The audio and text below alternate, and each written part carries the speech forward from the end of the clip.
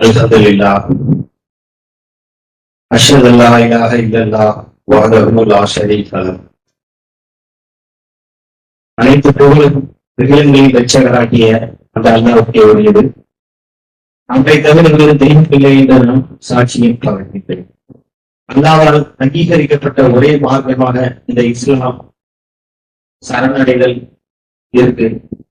அத அல்லாஹ் குர்ஆன்ல 19வது வசனத்திலையும் 85வது வசனத்திலையும் ஆல் இம்ரான்ல சொல்றாங்க. ஆல் இம்ரான்ல இந்த சரணடைதல் இந்த மார்க்கத்துல நம்ம என்ன தெளிவா புரிஞ்சுக்கணும்னா, கடவுளுக்கு தான் எல்லா சக்திகளும் உள்ளன என்ற ஒரு அசைக்க முடியாது உறுதியான ஒரு நம்பிக்கையை அடைய வேண்டும் என்பதை நம்ம புரிந்து கொள்ளணும். புரிந்து கொண்டு அல்லாஹ்வுக்கு மட்டுமே அல்லாஹ் தவிர மற்ற எந்த ஒன்றை சார்ந்தாலும் எந்த ஒன்றுக்குமே சுயமான சக்தி இல்லை என்பதை நம்ம புரிந்து கொள்ளணும். இதுதான் இந்த ஒரு தெளிவான புரிந்து கொள்ளுதல் தான் சரணடைதல் என்பது அப்படிங்கிறது நமக்கு பிரசாத விளக்குறாங்க. இதைத்தான் கடவுள் ஏற்றுக்கொள்வதாக சொன்னார். இதை தவிர ஒரு சரணடைதலை எல்லாம் ஏற்றுக்கொள்ளும். ஏன்னா சரணடைதல் நாங்கள் முஸ்லீம் என்று சொல்லிக்கொண்டே கோயில்களை வழிபாடு செய்யப்பட்டிருக்காங்க. சரணடைதல் என்பது கொண்டான அந்த விளக்கம் இதுதான் இந்த சரணடைதல் அப்படிங்கிறத நமக்கு இங்கே பிரசாத விளக்கத்தை பார்க்கிறோம். அப்பேற்பட்ட ஒரு நிலையை நம்ம அல்லாததுனால நம்ம அடைந்திருக்கிறோம். அதுல நமக்கு எந்த டவுட்டையும் சாத்தான் ஏற்படுத்தவே தெரியாது. கடவுளை தவிர இன்னொரு தெய்வம் இருக்கு அப்படிங்கிறதுல நேரடியா நம்மள சைத்தான் நமக்கு எந்த விதமான சந்தேகத்தை ஏற்படுத்தி விட முடியாத அளவுக்கு அசைக்க முடியாத ஒரு உறுதியான நம்பிக்கையை நம்ம அடைஞ்சிருக்கோம். இதுதான் நம்முடைய வாழ்வு வழிபாடு எல்லாத்தையும் இக்கிலாசா கொண்டு போய் செய்ய எனக்கு உதவுது இந்த நம்பிக்கை தான். ஏன் காப்பாத்தனேன் அப்படின்னு சொல்றாங்க. இது தூதர்களே நபிமார்களே தான் ஏன் அப்படி தூதர்களாகவோ நபிமார்களாகவோ அல்லது காப்பாத்தினார் இந்த பூமியில காப்பாற்றுறது காரணம் என்ன? அவங்க இக்லாசுடையவர்களாக இருந்தாங்க அப்படிங்கிறது. இக்லாசுங்கிறது இதுதான் இந்த ரசாயன அறிமுக முறையில அதுதான் இந்த ஒரு இக்லாசு தான் நம்மளுடைய வாழ்வு வெளிப்பாடு எல்லாத்தையுமே நமக்கு இக்லாஸாக ஆக்கி கொடுக்குது. இக்லாஸுடைய அளவு கூட நமக்கு வேறுபாடு இருக்கு. ஏன்னா நம்மளுடைய நல்ல செயல்கள் எவ்வளவு இருக்கு, தீய செயல்கள் என்ன இருக்கு செய்து கொண்டு இருக்கிறோம். நமக்கு தெரியாமலே இன்னும் நம்மளுடைய ஆழ்மான எண்ணங்கள்ல இன்னும் கெட்டது இருக்கு, நமக்கு தெரியாது. அது இதெல்லாம் நம்ம தெரிஞ்சுக்கவே முடியல. நமக்கு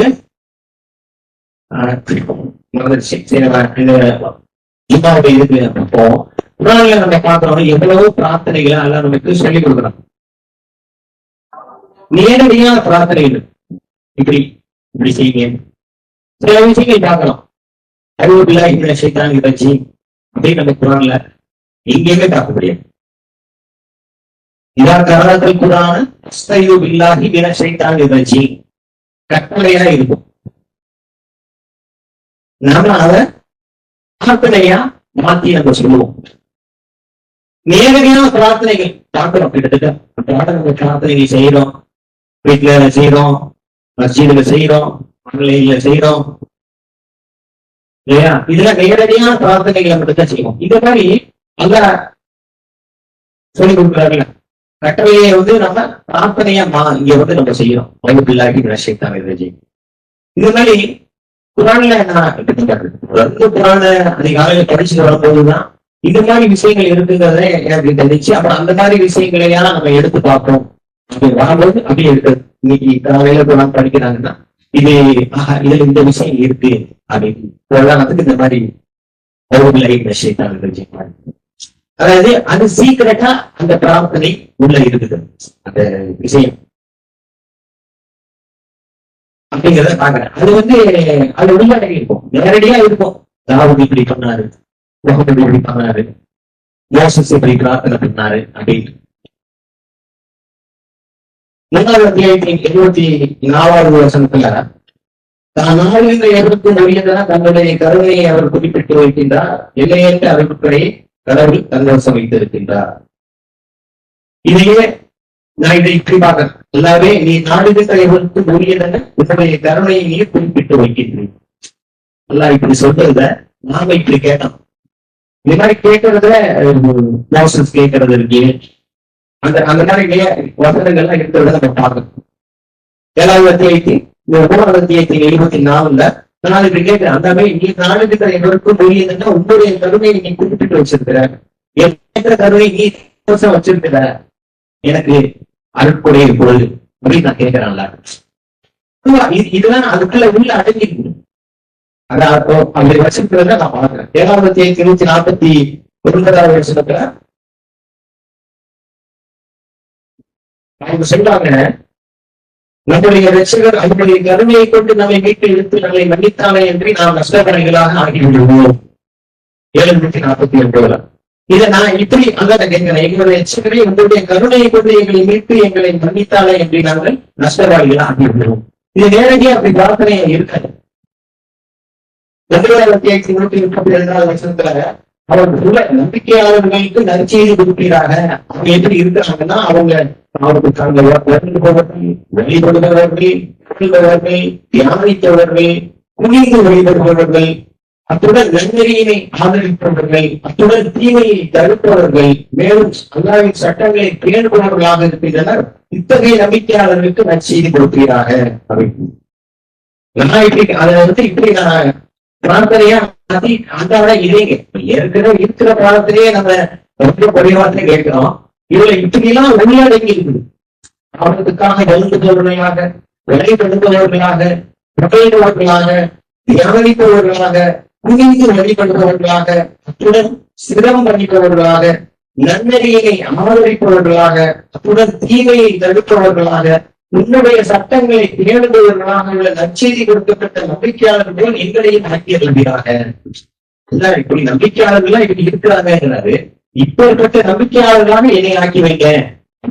இதெல்லாம் அது நான் உள்ளடங்கிட்டு நான் பாக்குறேன். என்னை பொறுத்த வரைக்கும் நான் அப்படி பாக்குறேன். என்னை பொறுத்த வரைக்கும் நான் இப்படி காண்றேன். ஒரு தூதர்கள் நம்பிக்கையாளர்கள் சொல்றாங்க. என்னை பொறுத்த வரைக்கும் நான் இப்படி செய்யறேன். பக்கத்திலேயே அவர் அப்படி கொடுப்பாரு. 11 நீங்கள் உங்கள் ரட்சகரிடம் பாவ மன்னிப்புக்காக இறங்க வேண்டும், பின்னர் அவரிடம் வருந்த வேண்டும். என் ரட்சகர் மிக்க கருணையாளர், கனிவந்தவர். இதை சொல்லுங்க. அந்த தூதர் நீங்க சொல்றாரு, நாம அந்த ரட்சகரே நாங்கள் உண்மையிடம் பாவ மன்னிப்புக்காக இணைக்கின்றோம், உண்மையிடம் வருந்துகின்றோம். ரட்சகரே நீரை மிக்க கருணையாளர், கனிவானவர். பிரார்த்தனைங்கிறது நமக்கு சாதாரண விஷயம் இல்லை. அது வழிபாடாகவும் இருக்கு, நம்மளுடைய தேவைகளை நிறைவேற்றப்படுவதாகவும் இருக்கு. பிரார்த்தனைகள்லாம் ரொம்ப ஆழமா இருக்குது. நம்மளுடைய சில தேவைகளை நிறைவேற்றிக் கொடுக்கக்கூடிய பக்தி சிலத்தைகள் அல்ல. 26,132 நாங்கள் அறிந்திருக்கும் அனைத்து பொருட்களையும் எங்களுக்கு வழங்கியவரே ஒருவரே உன்னிடம் நாங்கள் பக்தி செலுத்துகின்றோம். நாம் அதை வெளிப்படுத்தணும். நான் இப்படி செய்யறேன், நான் இப்படி இருக்கிறேன், நான் இப்படி பண்றேன் அப்படிங்கிறது.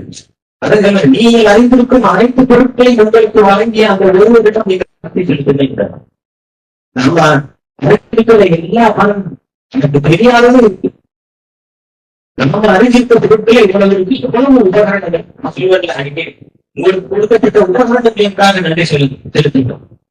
அன்றாட உணவுகளுக்கு உணவுகளை எவ்வளவு உணவுகளை நமக்கு நல்ல உணவுகளை கற்றுக் கொடுக்கிறாரு, கெட்ட உணவுகளை தடுத்து அருள் செய்யறாரு, எவ்வளவு உபகரணங்களை கொடுக்கிறாரு.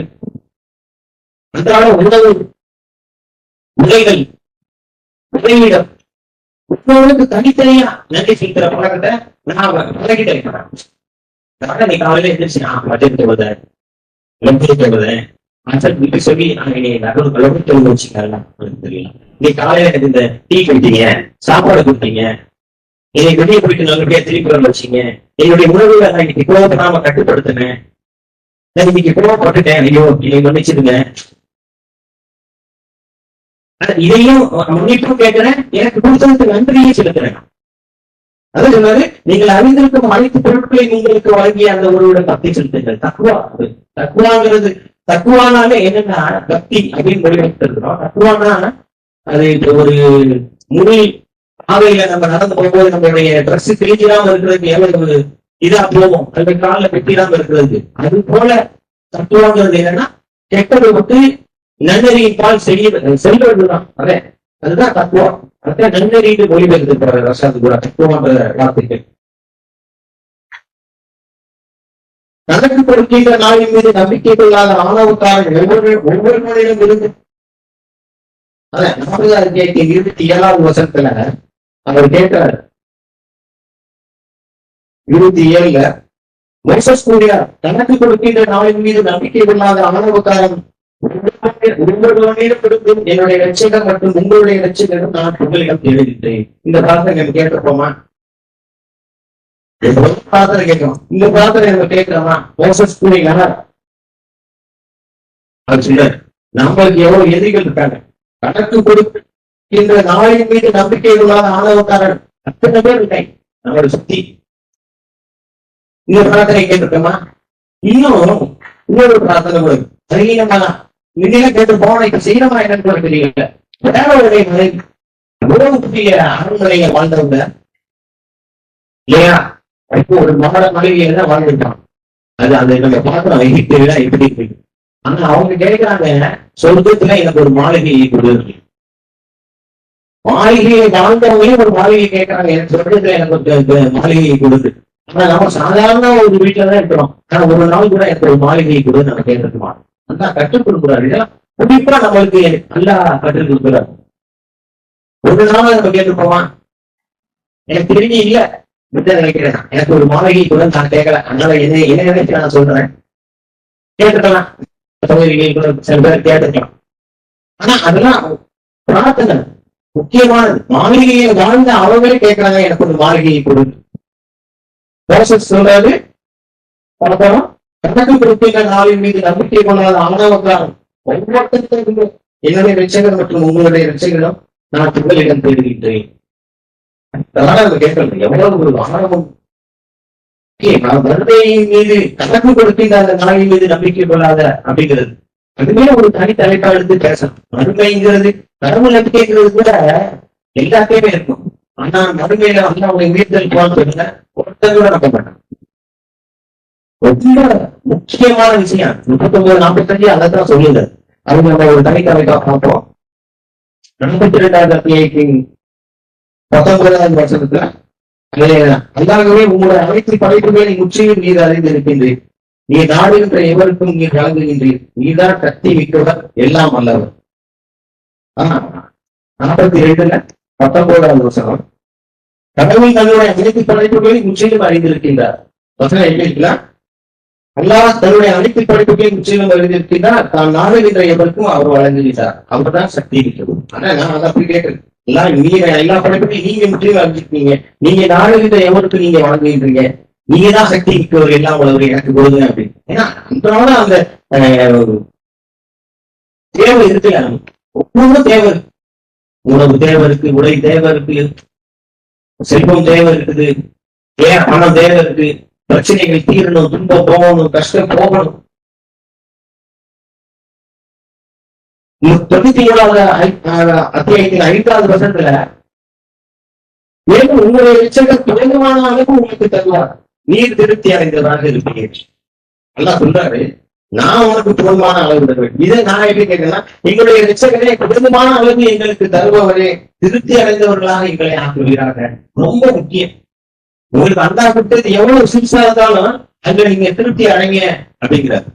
அது ரொம்ப இவ்வளவு சின்னதா இருந்தா கூட அப்படிங்கிறார். ஏன்னா நமக்கு திருப்திங்கிறதே இதை விட உங்களுக்கு வேணும் அப்படிங்கிறதுதான். நல்லா சொன்னாரு, மேலும் உங்களுடைய ரட்சகர் போதுமானாலும் உங்களுக்கு தருவார், நீர் திருப்தி அடைந்தவராக இருக்கு. நான் கேட்கிறேன், எங்களுடைய ரட்சகரே போதுமான அளவு எங்களுக்கு தருபவரே, அதுல என்னை திருப்தி அடைந்தவராக என்னை ஆக்குவீராக அப்படின்னு. இதான் நான் ஒரு சீக்கிரட்டா உள்ள அதை வச்சிருக்கிறாரு. அல்ல ஒரு சீக்கிரட்டான ஒரு பிரார்த்தனையாக நான் அதை காண்பேன். சில தொடர்ந்து பார்ப்போம். அல்ஹம்துலில்லாஹ் அஷ்ஹது அல்லா இலாஹ இல்லல்லாஹ் வஹ்தஹு லா ஷரீக லஹ். 19வது அத்தியாயத்தின் 4வது வசனத்துல 19:48 அந்த மாதிரி விஷயங்கள் நான் பாக்குறேன். உங்களையும் அல்லாஹ்வுடன் நீங்கள் வழிபடும் தெய்வங்களை விட்டு நான் விலகிக் கொள்வேன், என் இரட்சகரை மட்டுமே நான் வழிபடுவேன், என் இரட்சகரை மட்டும் இறைஞ்சுவதனால் நான் தவறி போக சாத்தியமே இல்லை. அவர் சொல்றாரு அவங்கள்ட்ட, உங்களையும் அல்லாஹ்வுடன் நீங்க வழிபடும் தெய்வங்களை நான் விட்டு விலகிக் கொள்வேன் அப்படின்னு அவங்க சொல்றாரு. அதை நான் அப்படி பாக்குறேன். அல்லாஹ்வே உங்களுடன் அவர்கள் வழிபடும் தெய்வங்களை விட்டு நான் விலகிக் கொள்வேன், என் இரட்சகரை உண்மை மட்டும் நான் வழிபடுவேன், என் இரட்சகரை உண்மை மட்டும் இறங்குவதால் நான் வழி தவறி போக சாத்தியமே இல்லை. நான் சொல்றேன், அதனால என்னை நேர்வழியில சேர்த்துருங்க அப்படின்னு. ஒவ்வொருலையும் எல்லாமே நமக்கு அல்லாஹ் கற்றுக் கொடுக்கிற விஷயங்கள் பார்த்தோம்னா பிரமிப்பாக இருக்கு. எக்கச்சக்கமா எடுத்து எக்கச்சக்கமா வச்சு இன்னைக்கு எதை நடந்துச்சுன்னா எதை செய்யறதுன்னே தெரியல, எதை ஜிம்மா பண்றதுனே தெரியாம அந்த அளவுக்கு எனக்கு பிளாக் அவுட் ஆகி போச்சு. அப்புறம் ஏற்கனவே இருந்ததுல எடுத்துட்டு அப்புறம் இதுல கொஞ்சம் ஏற்கனவே கொஞ்சம் எடுத்து வச்சிருக்கேன், இது சீக்ரெட் பிரார்த்தனை இதுல இருக்குது அப்படின்னு. அப்புறம் இதுல ஏற்கனவே சேர்த்து வச்சிருந்ததெல்லாம் எடுத்து இன்னைக்கு காலையிலையும் நேற்று நைட்டும் எடுத்து அவசர அவசரமா அதை எடுத்து வரேன். சுத்தமா எனக்கு அப்படியே பிரஷ் அவுட் ஆயிடுச்சு.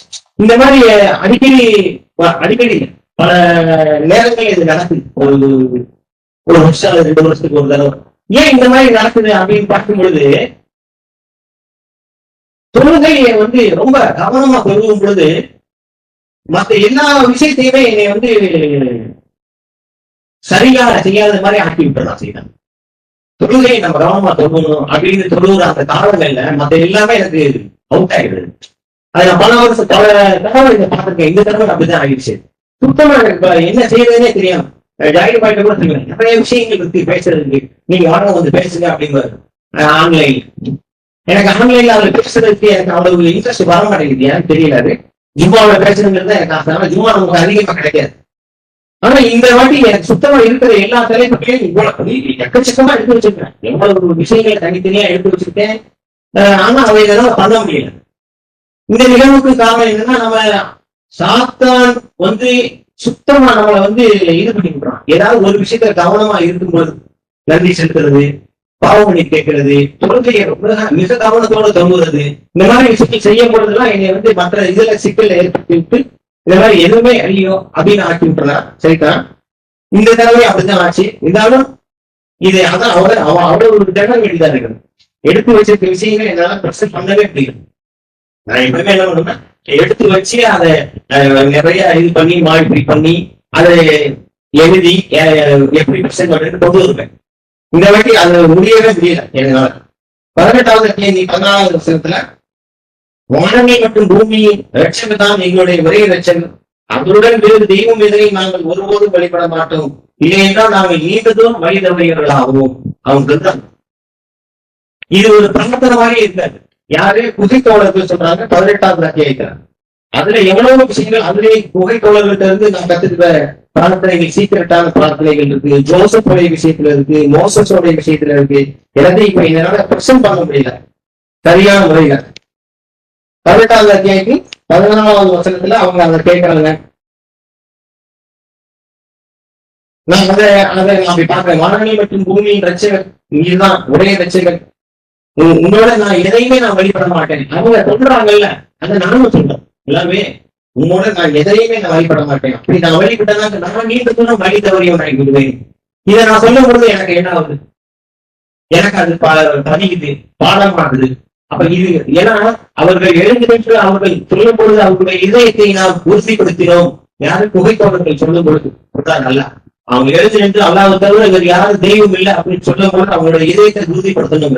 அப்ப இது மாதிரி விஷயங்களை நாம சொல்லும் பொழுது நம்மளுடைய இதயத்தை அல்லாஹ் உறுதிப்படுத்தக்கூடியவா இருந்தது. நம்ம பப்ளிக் சமாஜம் எல்லாம் போகும்போது நான் உனக்கு சொல்ல வரல, எனக்கு நானே சொல்லிக்கிறேன் அப்படின்னு சொல்லுவாங்க. அவங்க சொல்ல சொல்ல அது உண்மையிலே அது பதியுது.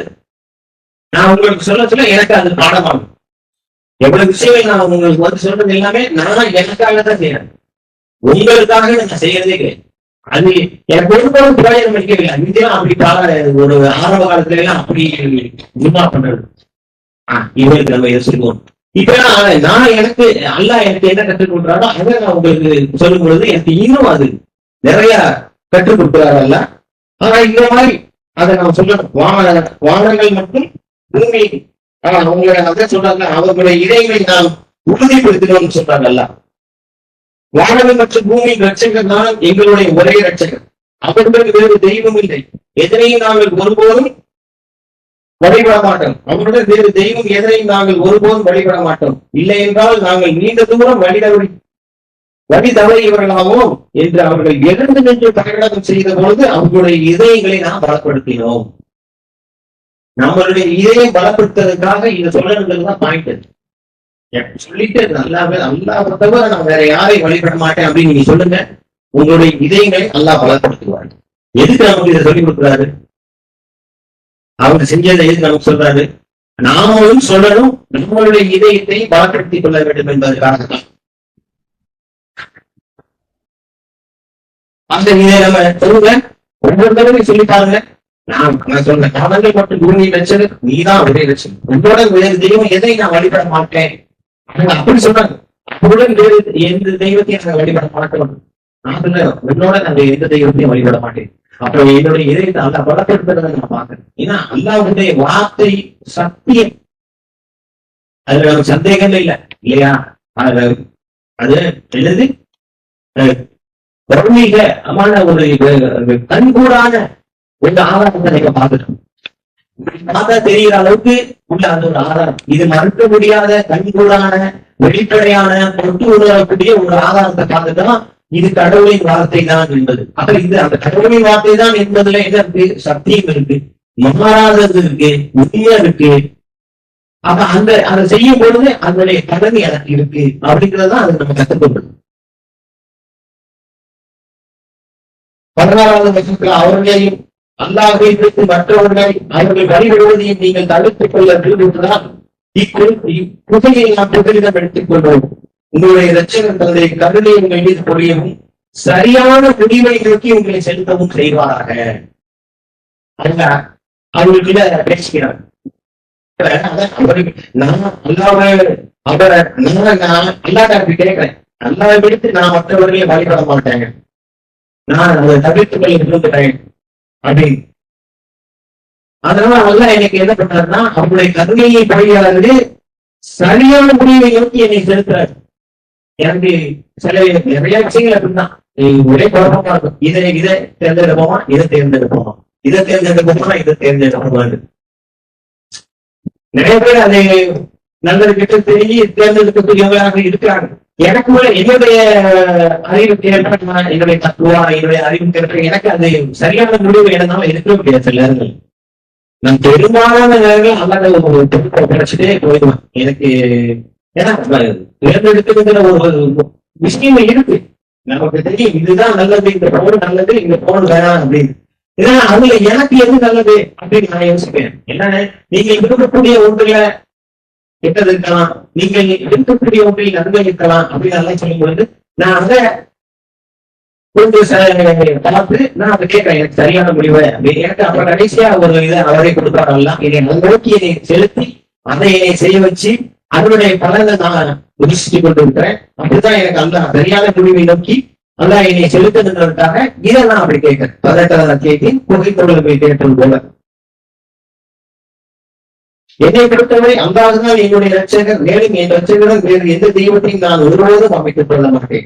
18வது அத்தியாயத்தின் 38வது வசனத்துல அவருடைய அந்த இவர் சொல்றார், யாரு சுத்தை ஒரு கோழி தெய்வமாக ஆக்கிக் கொண்ட அவருடைய நன்மை சொல்றார். என்ன பொறுத்த வரைக்கும் அல்லாஹ்தான். உனக்கு இந்த தோட்டம், தொடர்பு, சொத்து, பத்து இதெல்லாம் உனக்கு தெய்வமாக இருக்கலாம். ஆனா என்ன பொறுத்த வரைக்கும் அப்படின்னு அவர் சொல்றாரு இந்த இடத்துல. என்ன பொறுத்த வரைக்கும் இதுதான், என்ன அல்லாஹ்வுடன் எந்த தெய்வத்தையும், அல்லாஹ்தான் என்னுடைய ரட்சகர், அவருடன் வேறு எந்த தெய்வத்தையும் நான் ஒருபோதும் அமைத்துக் கொள்ள மாட்டேன் சொல்றாரு. நான் நல்லா வச்சிருந்தேன், நான் சொல்றேன், நீங்களும் சொல்லுங்க. அல்லாஹ்தான் என்னுடைய ரட்சகர் சொல்லிட்டே, அல்லாஹ்தான் என்னுடைய ரட்சகர், என் ரட்சகருடன் வேறு எந்த தெய்வத்தையும் நான் ஒருபோதும் அமைத்துக் கொள்ள மாட்டேன். அதுதான் உங்க இந்த பிரகடனம் தான் உங்களுக்கு பக்தியை, இதயத்தை பலப்படுத்தக்கூடியதாக இருக்குங்கிறத அல்லாஹ் சொல்றத 18வது அத்தியாயத்திலே நம்ம பார்க்கிறோம்.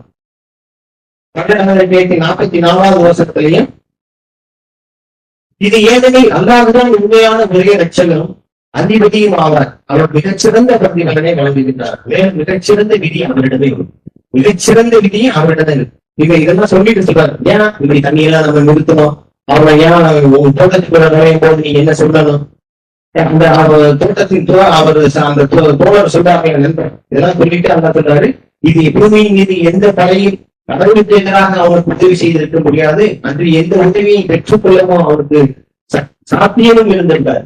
இன்னொரு இடத்துல கூட இதே மாதிரி சொல்றாரு, அவங்க தூதரான உன்னைய நம்ப வருகிறது உனக்கு இந்த நிராகரிப்பு உனக்கு ரொம்ப கஷ்டமா இருக்குன்னா அவன் கேட்கறதுல நீ செஞ்சு கொடுத்துருக்க பார்ப்போம் அப்படிங்கிறார். அவனுக்கு வேற ஏறிட்டோம் பூமியை ஆழமா தோன்றி அடுத்து உன்னை கொண்டு வா அப்படின்னு முகத்தை சொல்றாரு. அதனால அந்த யாருக்குமே சாத்தியமே கிடையாது. பூமியின் மீது எந்த படையும் அல்லாவுக்கு எதிராக அவனுக்கு உதவி செய்திருக்க முடியாது. அந்த தோட்டத்துல தன்னுடைய தெய்வமாக சொத்துக்களை ஆக்கினாங்க, அவனுக்கு எதிராக சொல்றாங்க. இது ஏனெனில் அல்லாஹ்தான் உண்மையான ஒரே ரட்சகரும் அதிபதியுமாவா அவர் மிகச்சிறந்த பிரதிபலனை வழங்குகின்றார். அதான் அல்லாஹ் நீதான் உண்மையான ரட்சகரும் அதிபதியுமாக இருக்கிறீர், நீதான் மிகச்சிறந்த பிரதிபலனை வழங்குறீங்க, எனக்கு மிகச்சிறந்த பிரதிபலனை கொடுங்க, நீங்கதான் மிகச்சிறந்த விதி உங்க கையில தான் இருக்கு, எனக்கு சரியான ஒரு விதியை எனக்கு அமைங்க அப்படின்னு நான் கேட்கிறேன். இதெல்லாம் நான் உள்ள அதை காண்கிறேன். மிகச்சிறந்த பிரதிபலனை வழங்குவதாக நான் இருக்கிறேன்னு சொல்லும் பொழுது நீங்க தான் எனக்கு மிகச்சிறந்த பிரதிபலனை கொடுங்கள் அப்படிங்கிறது. இன்னும் நிறைய இருக்குது, நமக்கு நேரம் ரொம்ப குறைவாக இருக்கு. 1:29 ஆச்சு. இறுதியாக ஒரு வசனம் பார்ப்போம். அது அந்த ஏற்கனவே சொன்ன மாதிரி நம்பிக்கையாளர்களுக்கு உதாரணமாக பேரோவின் மனைவி என்று உபதலைப்பு கொடுத்திருப்பாரு. மேலும் நம்பிக்கை உள்ளவர்களுக்கு ஒரு உதாரணமாக பேரோவின் மனைவியை அல்லாஹ் எடுத்திருக்கின்றார். அவர் கூறினார், என் ரட்சகரே, சூழலத்தில் நம்மிடம் எனக்கென்ன ஒரு இல்லத்தை கட்டுகிறார்கள். உண்மையே அவங்க எவ்வளவு பெரிய இல்லத்துல இருந்து எவ்வளவு பெரிய மாளிகையில இருந்திருப்பாங்க. அவங்க கேட்கிறாங்க, நமக்கு இது எப்படி எடுத்துக்கொள்றதுன்னு தெரியல, கேட்கறதுக்கே ஒரு இது இருக்குமா இல்ல எனக்கு தெரியல, நமக்கு அது எனக்கு ஒரு வீட்டை கொடுக்கலாம் அப்படின்னு கேட்கறதுக்கு எனக்கு வரல. பார்ப்போம், அதை புரிந்து கொள்ள முடியல என்னால. அது புரிந்து கொள்ள முடியுதுதான். ஆனா நான் இப்படி யோசிச்சேன், ஏன்னா மாட மாளிகையில வாழ்ந்துருக்கவங்க ஏன் இதை கேட்கறாங்க, ரொம்ப கொண்டு போய் அவங்கள ரொம்ப இது பண்ணிட்டு இருந்தா பரவாயில்லை, அவங்களுக்கு நல்லா வச்சிருந்தாக்க நம்ம பார்க்கிறோம்.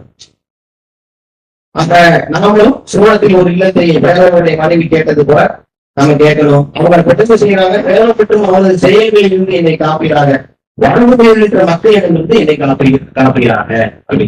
அப்ப இந்த போல பேரவ போல எவ்வளவு பேர் இருப்பாங்க, அவங்களுடைய செயல்களில் இருந்தும் இன்னும் வரம்புகளில் இருக்கிற மக்களிடம் இருந்தும் எவ்வளவோ உணவு பேர் இருக்கின்ற மக்கள் இருக்காங்க. மறுமையின் மீது நம்பிக்கை கொள்ளாத ஆணவக்காரங்களோ எவ்வளவு பேர் இருப்பாங்க. இவங்களெல்லாம் நமக்கு தெரியாது, ஆனா நல்லா அறிவிப்பாங்க. இவங்களிலிருந்து வரக்கூடிய எல்லா தொழில்களையும் நீக்கிறதுக்கு நாம இதை கேட்கணும். இதை மாதிரி இன்னும் எக்கச்சக்கமா இருக்கு. நம்ம இன்னும் அதை சரியா எடுத்து நமக்கு கொண்டு கொடுத்து நம்ம புரிந்து கொள்ள முடியும்னு நினைக்கிறேன். விஷாலா தொழுகைகளில் நாட்டுவோம். அக்கீம் சலாம்.